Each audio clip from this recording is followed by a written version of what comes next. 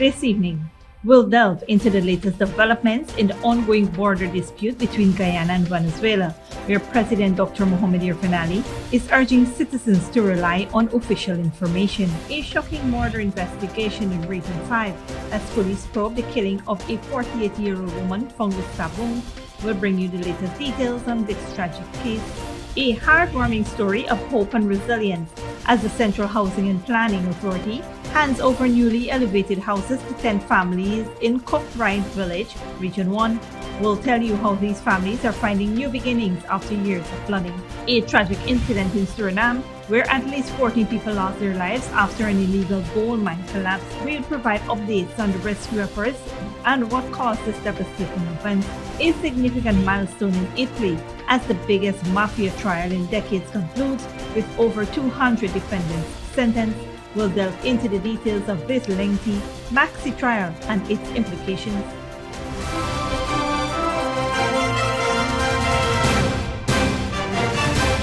Welcome to this broadcast of Channel 2's Headline News Update for November 21st, 2023. I am Bibi Bacchus. Thank you for joining us.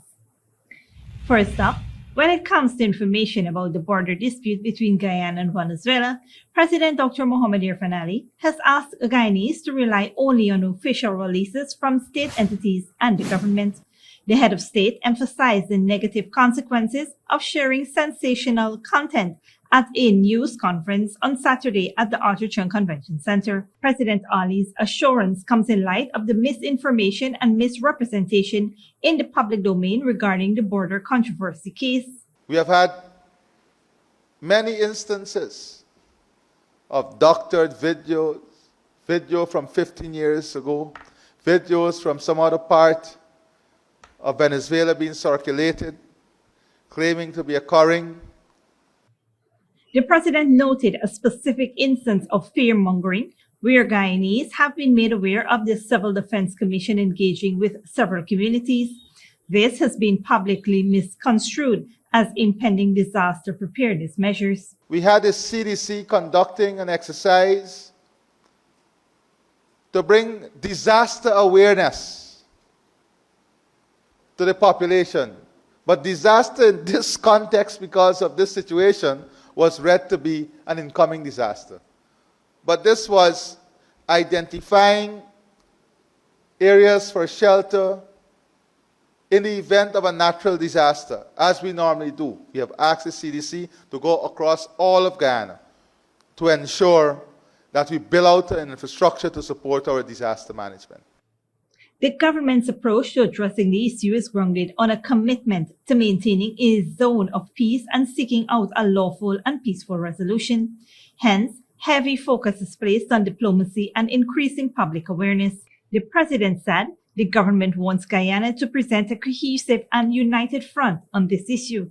And to achieve this vision, the public will be gainfully engaged in several activities intended to assert the country's position. President Ali assured that the government is also actively engaging international partners. At a ministerial level, the Foreign Affairs Ministry is in talks with foreign ministers, regionally and internationally, regarding the issue. Additionally, the Guyana Defense Force is engaged in an aggressive communication strategy and information exchange within the same scope. Commitment given to Guyana is unwavering. The commitment by our development partner is unwavering. We've also seen statements from Venezuela that they have no interest in a war. We have no interest in engaging in any conflict. Our primary focus is to ensure that this region remains a region of peace. The government is confident that the course Guyana is taking will bring success. The president is therefore appealing to the residents in border communities to rely on official communication channels, responding to concerns about these persons being urged to move away from these areas. He assured that this was another instance of sensationalism and fear-mongering and urged these residents to trust the government. The head of state noted that the Guyana Police Force and the Guyana Defense Force continues to engage these residents to reassure them of their presence. Public hearings for the Guyana request to indicate provisional measures in response to the Venezuela's referendum concluded on Wednesday last. In the case currently before the court, Guyana is seeking that the court confirm the legal validity and binding effects of the 1899 arbitral award regarding the boundary between the then British Guyana and Venezuela. Also making the headlines, police in Region 5 are investigating the murder of a 48-year-old woman who was found naked with stab wounds to her body at Experiment New Housing Scheme West Coast Berbice around Sunday at noon. Dead is Danielle Charles of number 30 Village West Coast Berbice and an NDC Drainage and Irrigation Department laborer. Enquiries revealed that the incident occurred between Sunday at 3:23 a.m. and 12 noon on Sunday. According to the police, Charles was imbibing at the upper level bar in Bath Settlement on Saturday night with relatives and a male and female friend. Her relatives left the bar around 11 p.m., but Charles remained there in the company of her friends. A relative told police that he spoke with the woman around 3:23 a.m., but the call was disconnected. However, further calls made to her phone went to voicemail. An unknown person called 911 around noon on Sunday and reported that the body of a female was found at Experiment New Housing Scheme. When the police arrived, they found the woman's naked body with multiple stab wounds in the bushes. The woman's clothes with suspected blood stains were found next to her body. A post-mortem examination conducted on the body of the woman revealed that she died from shock and hemorrhage due to multiple stab wounds. 2 persons have been arrested in connection with the stabbing death. However, Headline News will bring more details as it becomes available. Turning our focus to CHNPA, in a significant move, the Central Housing and Planning Authority handed over newly elevated houses to 10 families in Kokerite Village, Region 1. Previously affected by constant flooding along the Barama River, these families are now comfortably resettled on higher grounds.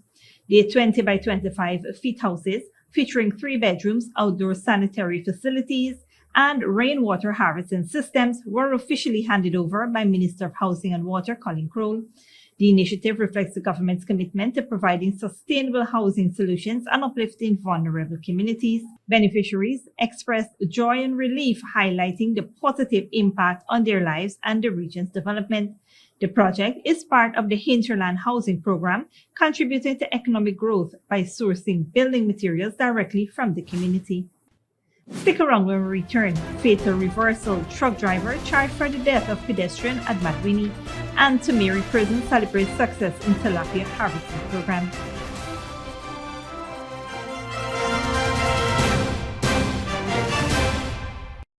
Giving you the best Christmas with Digicel. Digicel is bringing you the best deals, the best prices, and the best cash prizes. Hold on to your Santa hats, because there's up to $50 million in cash to be won. Activate any data plan, and you can be one of 14 winners to join Digicel's Spin to Win game show, where you can win millions in cash. Activate a data plan today on the best network and make this Christmas the best one yet. Digicel.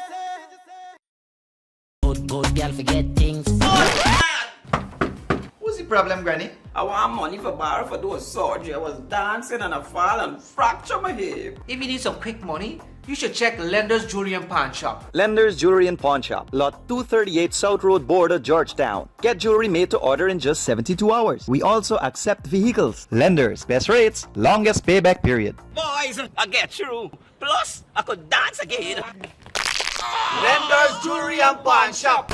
Sneakily with a gift of sight from Modern Optical Services. Let our professional team examine and prescribe what's best for your eyes. Our smiles make fashionable faces. See us for a full line of optical services, including brand name and prescription eyewear.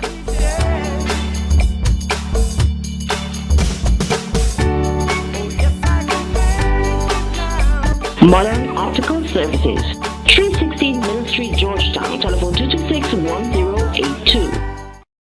Welcome to Kissoon's Furniture. Find everything you need for your home and more under one roof in our newly decorated showroom. Our locally crafted furniture has been perfected over the last 60 years. From our hands to your home, we also bring to you our newly introduced lines of imported furniture and sleep center, where you can find a wide range of beds and mattresses. Kissoon's Furniture, furnishing homes for over 60 years. When you need money and you gotta get it fast, Creative Jewelry and Pawn Shop is the place for that confidential transaction in a quiet and secure location. You'll get the highest value per pennyweight for your gold and also enjoy the lowest interest rates and longest payback period too. Yes, for that instant transaction to solve a pressing financial problem.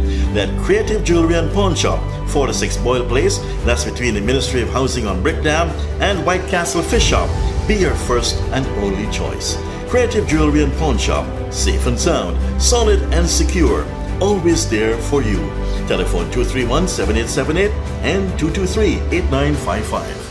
Hello, my fellow TikToker followers. Here's Credit, and today all we will be making Chinese noodles with peppies, chow mein, chicken fritters, and spice cake. For the noodles, all these will be using peppies, black pepper, cashew, Chinese sauce, soy sauce, garlic sauce, paprika, Chinese seasoning, chow mein seasoning, white spice, and all-purpose seasoning. Next, this chicken that we marinated, soak for all you don't know nothing, with peppies, green seasoning, miracle seasoning, pepper sauce, chicken seasoning, paprika, garlic powder, dark seasoning, black pepper, onion powder, and ginger powder, and document plantain flour, and then this butter we make with this quick piece powder, and we boil in high. We serve with peppies, barbecue sauce. Radical went to the supermarket and she papa buy up enough things. She feels she alone can cook, but she routine even wrong. He shaped like a Guyana map.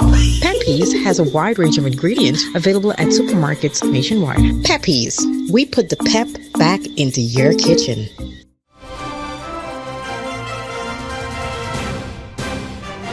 Welcome back. Staff and inmates at Tamiri Prison have recorded immense success in their tilapia program. On Sunday last, they harvested 200 pounds, which the general prison population will consume. The Ghana Prison Service embarked on an aquaculture initiative with the rearing of red tilapia at its Tamiri Prison location last year. It is a pilot project spearheaded by Saturday Saw Aquaculture Station. Director of Prisons Nicolon Elliott said the project demonstrates that the Ghana Prison Service is extending its rehabilitation program and finding more ways to help prisoners develop their existing skills or discover their abilities and talents. Additionally, officer in charge of the location, Assistant Superintendent of Prisons Roddy Denhart, said the project forms part of the Ghana Prison Service's efforts to boost its self-sustaining food supply program. It will also enhance the rehabilitation efforts accessible to the inmates. In other news, 27-year-old Rameshwar Prasad, the truck driver from Farm Track Madwini, was charged with causing death by dangerous driving of 63-year-old pedestrian Arnold Dos Santos when he appeared at the Diamond Magistrates Court on Monday, November 20th. Prasad appeared before Magistrate Judy Latchman, where he pleaded not guilty and was placed on $1.5 million bail. The court heard that on Thursday, November 16, at Madwini, East Bank Demerara, Prasad was reversing south along the eastern side of Farm Track Access Road at a fast rate and collided with Dos Santos, who was walking on the east side of the road. The rear right wheel of the lorry rolled over the pedestrian, who received injuries to his head and on his body. Prasad is to return to court on December 5, 2023. Don't go away after the break. Argentina elects outsider Javier Milei on platforms of radical reform, and unparalleled and unprecedented, UN Secretary General condemns civilian deaths.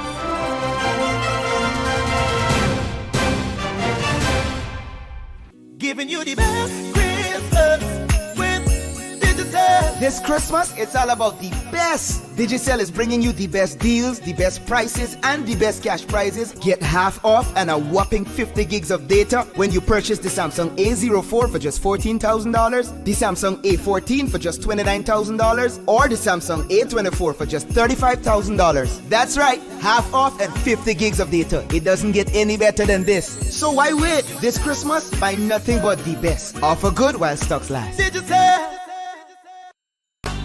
Sneakily with a gift of sight from Modern Optical Services. Let our professional team examine and prescribe what's best for your eyes. Common smiles make fashionable faces. See us for a full line of optical services, including brand name and prescription eyewear.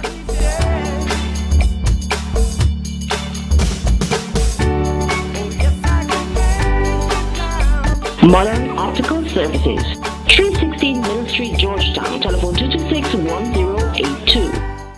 Hello, my fellow TikToker followers. He is Credit, and today all we will be making Chinese noodles with peppies, chow mein, chicken fritters, and spice cake. For the noodles, all of these will be using peppies, black pepper, cashew, Chinese sauce, soy sauce, garlic sauce, paprika, Chinese seasoning, chow mein seasoning, five spice, and all-purpose seasoning. Next, this chicken that we marinated, soak for all you wanna know nothing with peppies, green seasoning, miracle seasoning, Pepper sauce, chicken seasoning, paprika, garlic powder, jerk seasoning, black pepper, onion powder, and ginger powder, and document planting flour, and then this butter we make with this quick piece powder, and we boil in high. We serve with peppies, barbecue sauce. Radica went to the supermarket and she papa buy up enough things. She feels she alone can cook, but she routine even wrong. She shaped like a Guyana map.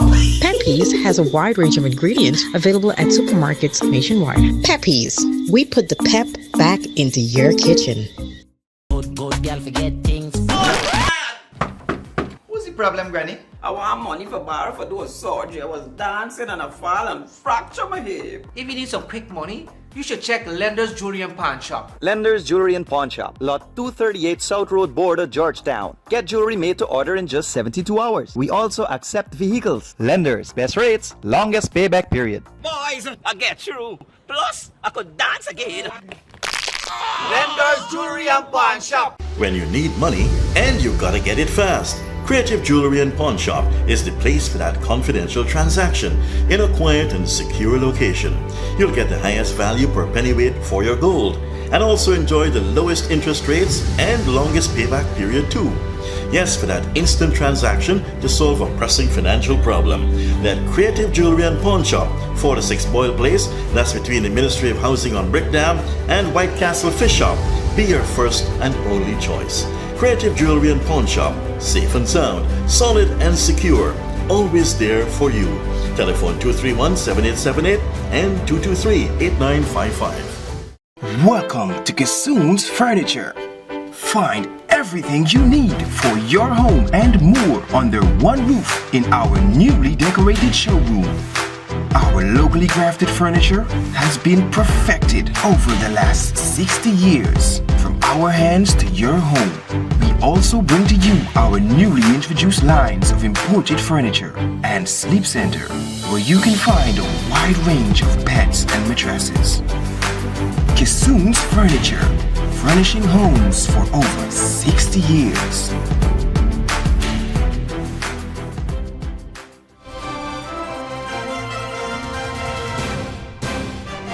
Welcome back. Now we take a look at what's happening in the region and around the world.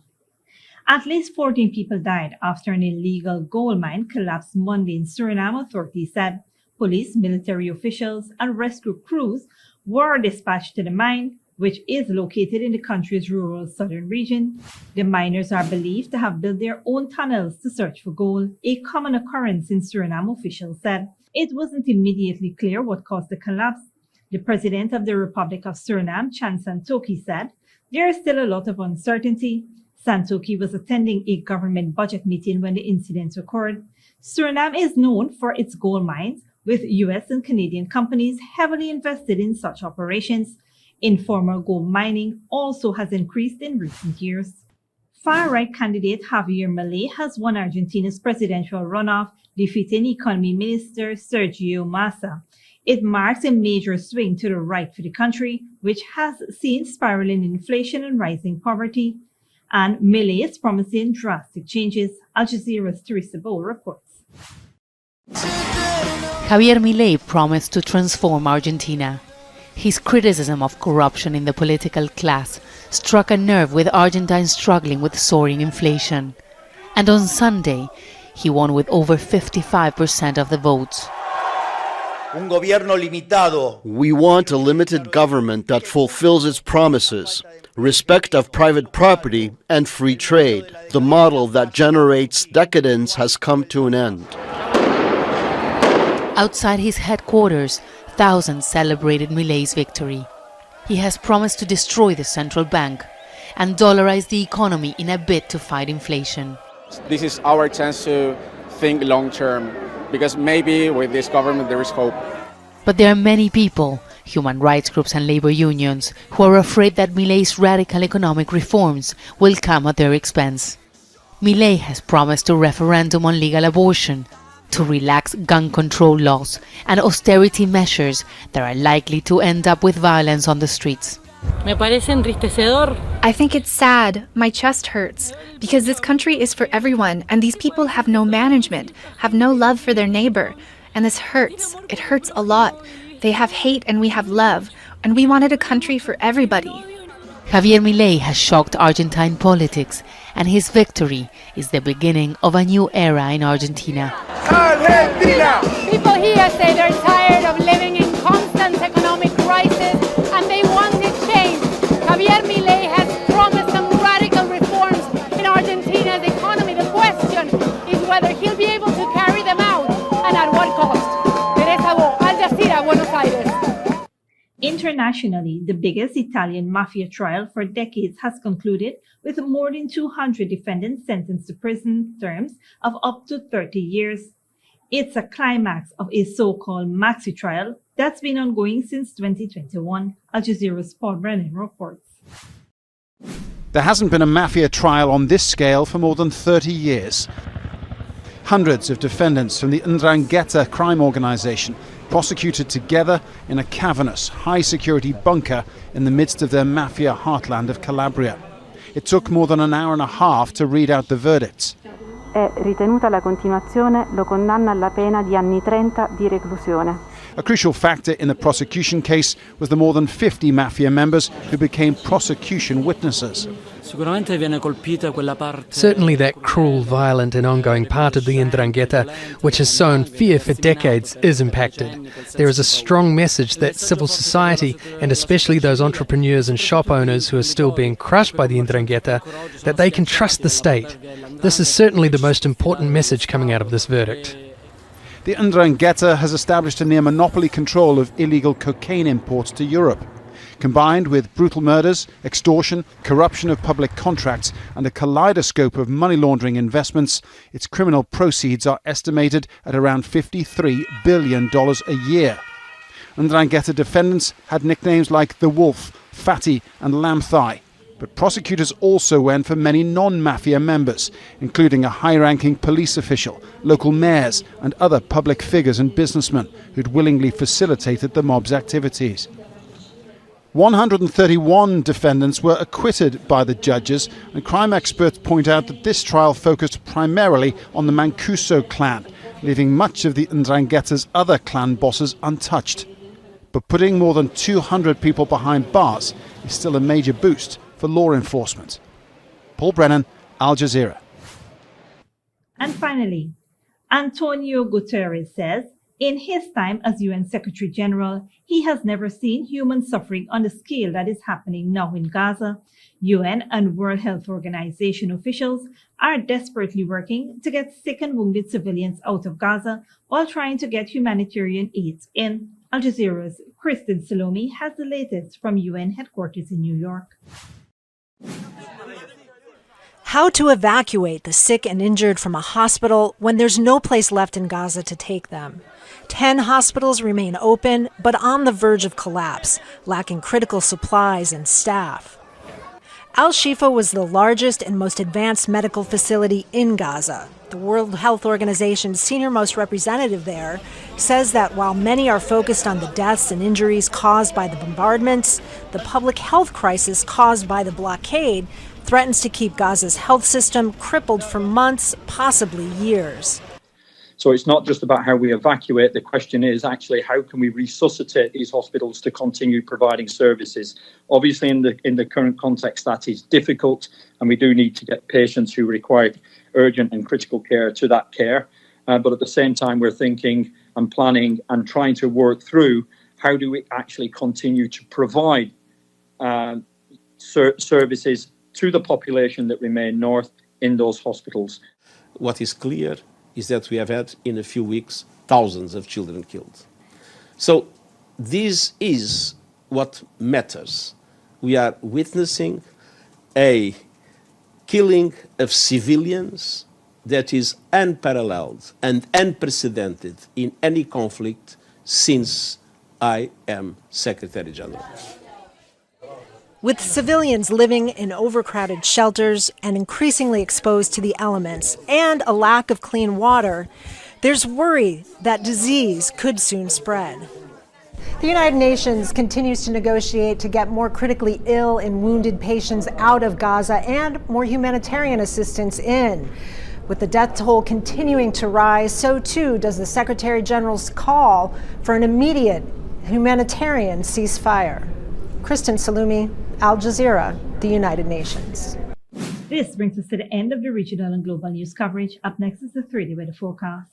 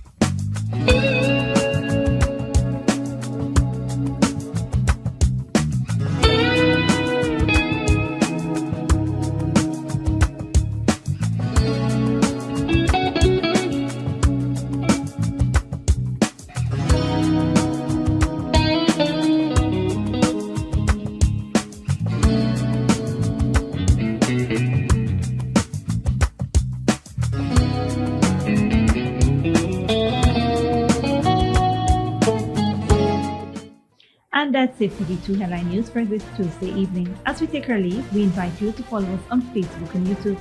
You can tune in tomorrow at 6:30 a.m. for a rebroadcast and at 7 p.m. for more news. Until then, please take care of yourself and each other.